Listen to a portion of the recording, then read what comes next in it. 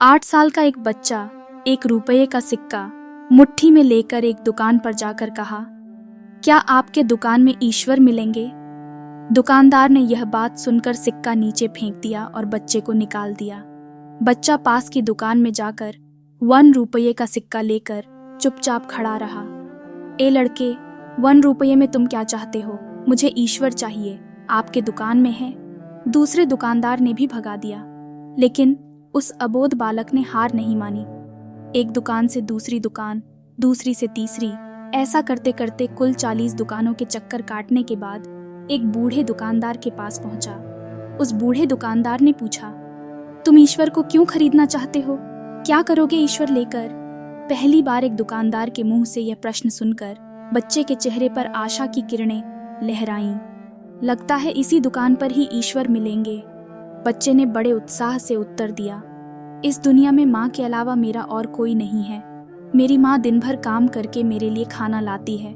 मेरी माँ अब अस्पताल में है। अगर मेरी माँ मर गई तो मुझे कौन खिलाएगा? डॉक्टर ने कहा है कि अब सिर्फ ईश्वर ही तुम्हारी माँ को बचा सकते हैं। क्या आपके दुकान में ईश्वर मिलेंगे? दुकानदार, हाँ मिलेंगे। कितने पैसे हैं तुम्हारे पास? बच्चा, सिर्फ 1 रुपये। दुकानदार, कोई दिक्कत नहीं है, 1 रुपये में ही ईश्वर मिल सकते हैं। दुकानदार बच्चे के हाथ से 1 रुपये लेकर उसने पाया कि 1 रुपये में एक गिलास पानी के अलावा बेचने के लिए और कुछ भी नहीं है। इसलिए उस बच्चे को फिल्टर से एक गिलास पानी भरकर दिया और कहा, ये पानी पिलाने से ही तुम्हारी माँ ठीक हो जाएगी। अगले दिन कुछ मेडिकल स्पेशलिस्ट उस अस्पताल में गए।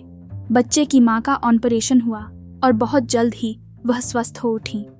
डिस्चार्ज के कागज पर अस्पताल का बिल देखकर उस महिला के होश उड़ गए।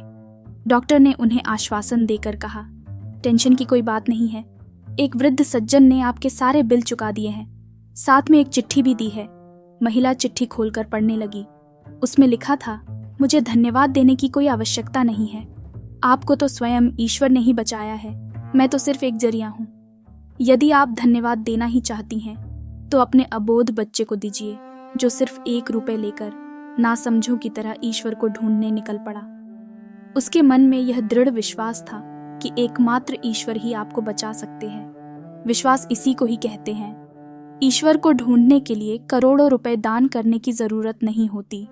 यदि मन में अटूट विश्वास हो तो वे 1 रुपये में भी मिल सकते हैं।